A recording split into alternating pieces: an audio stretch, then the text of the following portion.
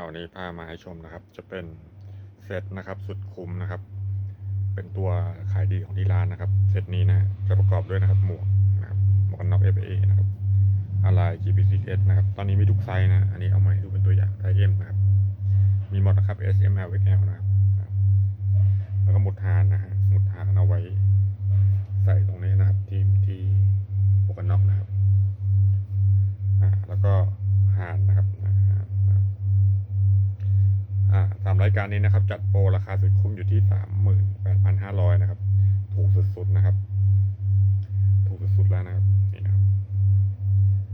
ทางเรามีพร้อมนะครับครบทุกอย่างนะครับดูนะครับหมวกสต็อกแน่นๆนะในนี้ก็เป็นกล่องพานนะครับมีครบนะครับมาได้เลยนะครับร้านอยู่รามอินทรากม.4 นะครับชื่อเดซิงกาลาคลิปนี้ไปก่อนแล้วครับบ๊ายบาย